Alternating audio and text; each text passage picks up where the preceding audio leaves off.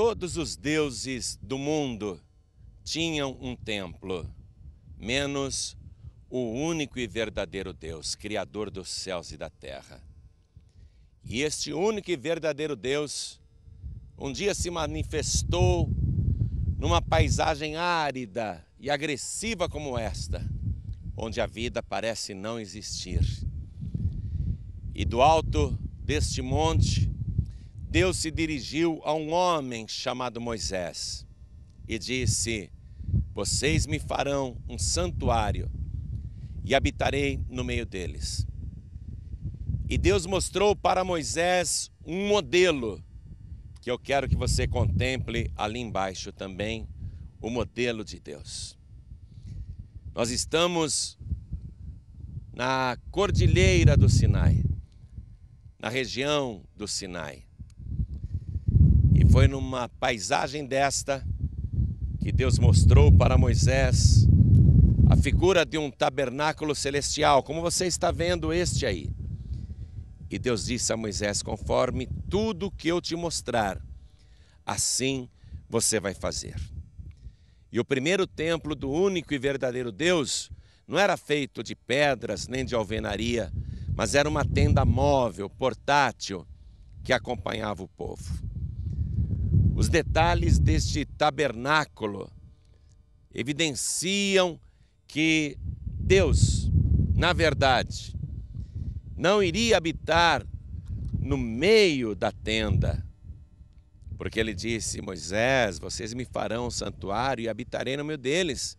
Mas note que Deus disse: no meio deles, vocês, e não dentro do tabernáculo.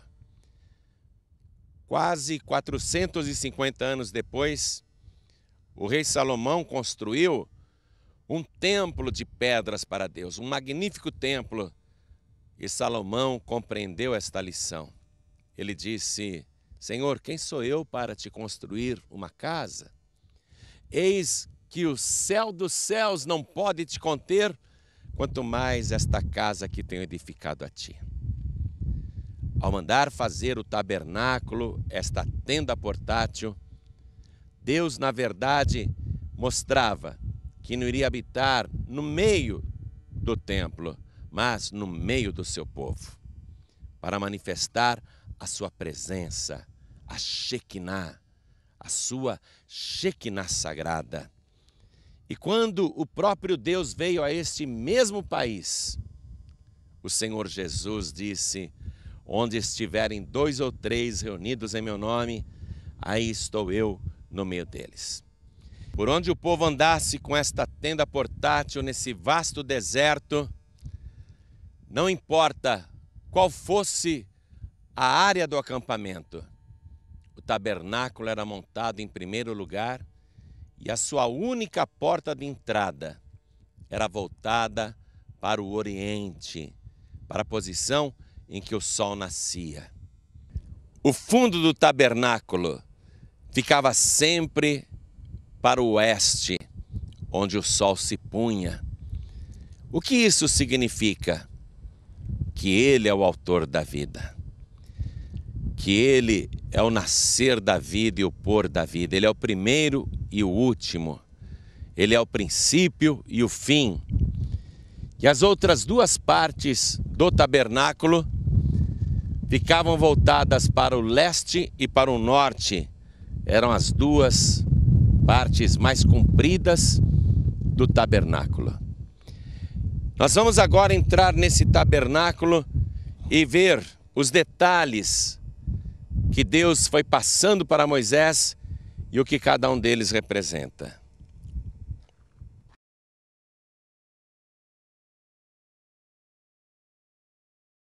Eu disse para você que o tabernáculo tinha uma única porta. Ou seja, para ter acesso a Deus, só há uma porta. Com isto, Deus estava indicando 1450 anos antes de Cristo, que para o ser humano entrar em comunhão com Deus, só existe uma porta para isso. E Jesus disse: eu sou a porta, Ele a própria porta. Para mostrar que esta pessoa, que no futuro viria, sendo a porta, Deus mandou que nesta porta houvesse uma cortina com 4 cores: o azul, o carmesim, o púrpura e o branco. Esta cortina ficava na entrada da única porta. Estas 4 cores falam do Senhor Jesus. Primeiramente, o azul. Quando a gente pensa em azul, do que a gente se lembra? Do céu. Se você perguntar para uma criança que cor que é o céu, ela dirá azul. Pois é. A única pessoa que é a porta é alguém que viria do céu. E Jesus disse: ninguém jamais subiu ao céu, senão aquele que desceu do céu, o Filho do Homem que está no céu. Ou seja, a pessoa que seria a porta era alguém que viria do céu. Aqui na terra, Jesus dizia: eu desci do céu para fazer a vontade do meu Pai. O carmesim fala do seu sangue, do seu sacrifício, que seria feito para expiação dos nossos pecados. Através do derramamento do sangue de Jesus, nós podemos entrar na presença do Pai. O púrpura falava que a pessoa que seria a porta seria um rei. Logo que ele nasceu, os 3 magos lhe ofereceram ouro, incenso e mirra, presente para um rei. E Jesus Cristo, quando foi torturado para ser crucificado, colocaram uma capa púrpura nos seus ombros. O púrpura falava que a porta seria o rei, e em cima da sua cruz estava escrito: Rei dos Reis e Senhor dos Senhores. E a cor branca indicava que a pessoa que viria a este mundo para ser a porta é a única pessoa santa de todo o universo.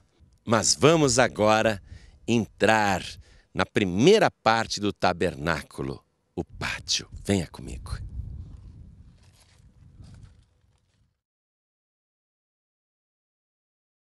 Quando a pessoa entrava pela única porta, a primeira coisa que os seus olhos viam era o altar do holocausto. Um móvel grande, feito de bronze, com 4 pontas. E no alto destas pontas, pode ver, elas estão marcadas de vermelho. Aquilo é sangue. Tudo isto tem uma simbologia.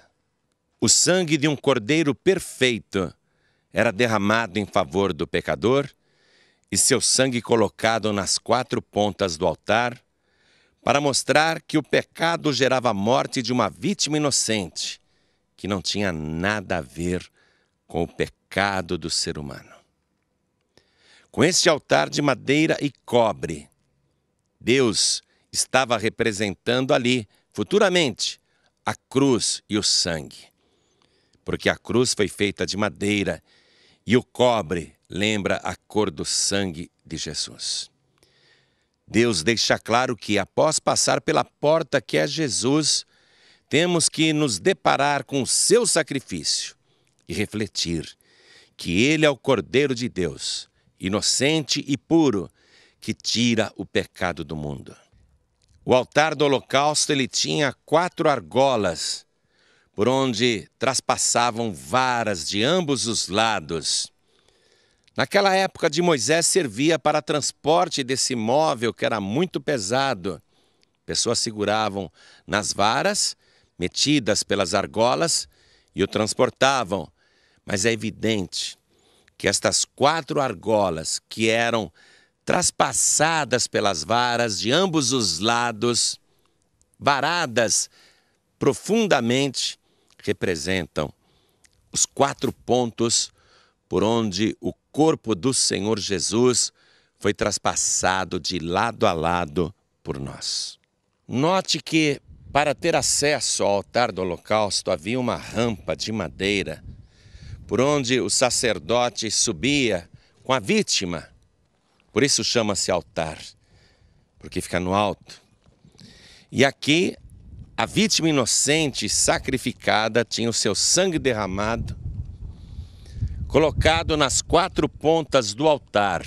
Isso significa que o sacrifício da vítima era para todos. Como este sacrifício era uma figura da morte do Senhor Jesus por nós, os 4 cantos significam que Jesus morreu pelos pecadores dos 4 cantos da terra. Na época de Moisés, a vítima aqui, o seu corpo, já sem sangue, era colocado e uma fogueira era acesa. E esse fogo consumia a vítima. E a sua fumaça subia como uma oferenda a Deus que está no céu. E assim mostrava-se que o sacrifício satisfazia a dívida do ser humano, do pecador, com o Criador. Jesus Cristo foi consumido por nós, tanto que no altar da cruz do Calvário, suas últimas palavras foram: Pai, está consumado.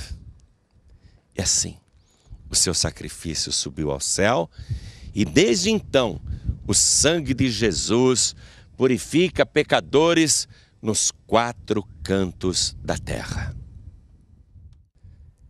Logo após a queima, a consumação da vítima inocente, que foi sacrificada pelo pecador, o segundo móvel que havia no tabernáculo era a pia de cobre. Esta pia feita de cobre, uma cor avermelhada, era uma lembrança do sangue de Jesus Cristo. E dentro deveria ter água, e havia água na época de Moisés. A água para a purificação. Como esta pia tinha uma cor bem avermelhada, mais do que esta, e água, o vermelho, como eu disse, lembrava o sangue de Jesus. E a água é a figura do batismo. Logo após a pessoa crer no sacrifício do Cordeiro de Deus que tira o pecado do mundo, ela tem de se batizar.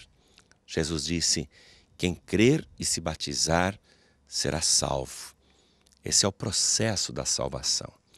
E outra coisa, como eu te disse que a cor vermelha desta pia lembrava o sangue de Jesus e ela tem água, isso nos remete diretamente para aquela sexta-feira, depois das 3 horas da tarde, quando Jesus, já morto, tem o seu corpo atingido pela lança do soldado romano que quer se certificar que Jesus realmente morreu.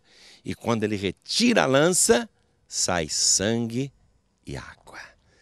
Jesus é, ao mesmo tempo, o altar do holocausto que paga a nossa dívida com Deus, e ele é a nossa purificação que nos prepara para entrar na parte mais importante do tabernáculo, que é o lugar santo.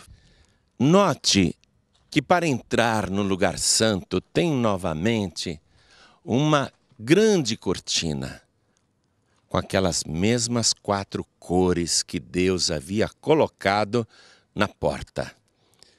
Compreendeu a conexão? Você acha que Deus escolheu estas cores porque ele disse: eu gosto mais de azul. Moisés, põe azul. Moisés, eu gosto mais do carmesim. Põe o carmesim também. Você acha que Deus escolheu estas cores por um gosto pessoal, particular? Não. Estas cores continuam falando da única pessoa que garante a você o acesso ao lugar santo. O azul é porque ele veio do céu para morrer por nós. O carmesim fala do seu sacrifício. O púrpura fala que ele é o Rei dos Reis e Senhor dos Senhores. E o branco mostra que a única pessoa que é santa te garante o acesso ao lugar santo. Venha comigo.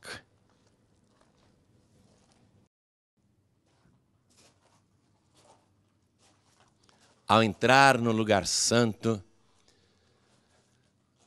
que não era permitido ao povo, mas somente aos levitas que ajudavam no trabalho do templo e também aos sacerdotes. Eles encontravam tábuas de madeira de acácia, cobertas de ouro. Essas tábuas estão ligadas e levantadas, de pé. Quando Jesus explicava para Nicodemos a sua missão, ele dizia: eu, quando for levantado, todos atrairei a mim. Então, Jesus Cristo está representado nestas tábuas levantadas e cobertas de ouro, mostrando a sua realeza. Somente sacerdotes e pessoas que trabalhavam no templo da tribo Levi poderiam entrar aqui. O lugar santo era a segunda área mais sagrada do tabernáculo. E quando o sacerdote aqui entrava, do lado direito havia um móvel, que era a mesa dos pães da proposição, isto é, aquilo que está proposto. Deus ordenou que esta mesa e estes pães deveriam estar perante a minha face continuamente. Portanto, isto foi proposto pelo próprio Deus para o ser humano. Estes pães que estavam sobre a mesa da proposição, no total de 12, número sagrado da totalidade, era um pão asmo, isto é, feito sem fermento. E Jesus disse: eu sou o pão vivo que desceu do céu e que sacia a fome do mundo. Ele mesmo, o próprio Deus, propôs à humanidade que comer deste pão do céu dá ao ser humano vida para sempre e ele nunca mais terá fome. Fica claro que o pão da vida só está sobre a mesa depois de ter padecido, porque esta mesa também falava de maneira figurada do seu sofrimento, porque o pão, para chegar assim em condição de ser alimento para a humanidade, primeiro o grão de trigo tem que morrer. E Jesus disse: se o grão de trigo caindo na terra não morrer, fica ele só, mas se morrer, dá muito fruto. O trigo é a matéria-prima do pão, todo mundo sabe disso. Mas antes, o trigo tem que ser moído para virar farinha. E Jesus foi moído por nós. O seu corpo se tornou uma massa disforme. Qual foi o forno aonde o pão da vida foi preparado para nós? O seu sepulcro. O seu corpo, como massa disforme, foi colocado naquela gruta na sexta-feira à tarde. E o seu corpo ficou ali, sendo preparado para a ressurreição, para que o pão da vida pudesse garantir a qualquer ser humano neste planeta a vida eterna. Quem comer deste pão, disse Jesus, apontando para ele mesmo, nunca mais terá fome. E quem comer deste pão tem a vida eterna. Jesus é o pão da proposição proposto pelo próprio Deus para a humanidade. Porque que a mesa dos pães da proposição ficava do lado direito do tabernáculo, do lugar santo, somente no lugar santo, porque Jesus, depois de ressuscitado, subiu aos céus, está no lugar santo, à direita de Deus. De frente para a mesa dos pães da proposição, ficava o castiçal, feito de ouro puro, batido. Ele tinha 7 lâmpadas, 3 de cada lado e uma no meio. Como 6 é o número do homem e 7 é o número de Deus, fica evidente que Jesus é a luz do mundo, mas que ele disse também sobre os seus discípulos, aqueles que nele acreditam: vós sois a luz do mundo. Era uma peça inteiriça, única, e isso fala da unidade do corpo de Cristo. E sua luz deveria ficar continuamente acesa. A nossa vida também. Só tem a segurança se estivermos continuamente iluminados pela luz do mundo, que é Jesus. Ele é a permanente luz do mundo que jamais se apagará. Na verdade, o castiçal não estava ali para iluminar Deus, mas para iluminar os que estão em trevas. O castiçal representa os seres humanos e Cristo, a igreja completa do Senhor, que Ele mesmo ilumina e anda no meio dela, como diz o livro de Apocalipse. Para que as lâmpadas do candelabro ficassem acesas, era necessário azeite puro, azeite de primeira qualidade, azeite extra virgem, a primícia. Esta pureza do azeite representa a pureza com que devemos buscar o Espírito Santo de Deus. E era obrigação estabelecida pelo próprio Senhor ao seu povo. Porque somos nós que temos que fazer com pureza que nunca falte azeite na lâmpada. O melhor e mais puro azeite era aquele extraído da primeira pressão, mostrando que não se mistura com outros líquidos. Assim também, nós não podemos nos misturar com as coisas profanas, nem tampouco misturar o Espírito Santo de Deus com outro ou qualquer espírito ou qualquer outra pessoa. Somente Jesus batiza com Espírito Santo e com fogo.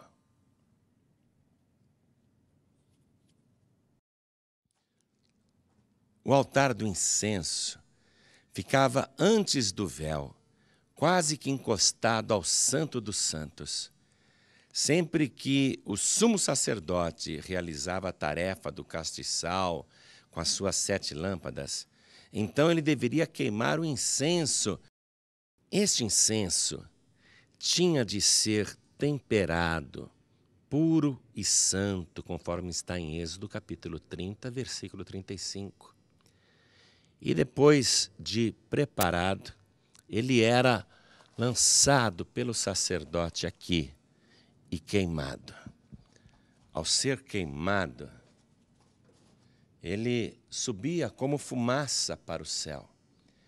E isto então representava que tudo o que foi feito anteriormente no tabernáculo encontrava diante do Santo dos Santos a sua principal finalidade. Tudo isto ser aceito por Deus. Mas aqui tinha o véu, com aquelas mesmas 4 cores. E este véu fazia uma separação entre o lugar santo e o Santo dos Santos. Nem o sumo sacerdote, cuja figura você pode ver aqui, poderia entrar neste lugar de qualquer maneira ou a toda hora. Somente uma vez por ano, e mesmo assim com a vida purificada, santificada e levando o sangue da vítima nas suas mãos. Porque se ele entrasse ali, no Santo dos Santos, sem estar devidamente preparado, ele morria por causa da glória de Deus. Durante cerca de 14 séculos, ninguém jamais entrou no Santo dos Santos, a não ser o sumo sacerdote. Isso apenas uma vez por ano. Havia também aqui, diante do lugar santíssimo, o Santo dos Santos, 4 colunas sustentando este véu de 4 cores. Estas 4 colunas eram feitas de madeira, cobertas de ouro, sobre bases de prata. E estas 4 colunas falam-nos dos 4 evangelhos, preciosas boas novas que nos revelam o Santo dos Santos. Este véu, no dia em que Jesus Cristo morreu na cruz do Calvário, foi rasgado do alto até embaixo e eliminou-se toda a barreira que havia para que pessoas comuns não entrassem no Santo dos Santos. Você sabe o que representa este gesto? Não apenas a eliminação da barreira. Na cultura judaica, quando um pai perde o seu filho, quando ele sente a tristeza da morte, os pais judeus, eles rasgam a veste completamente. E foi isso que o Pai Celestial fez, rasgando este véu, note, de cima para baixo, comprovando com isto que verdadeiramente Deus estava de luto pela morte do seu único filho. Por isso que Deus abriu para todos nós, através de Jesus Cristo, um caminho vivo para o céu. Agora, eu e você podemos entrar no Santo dos Santos. Venha comigo.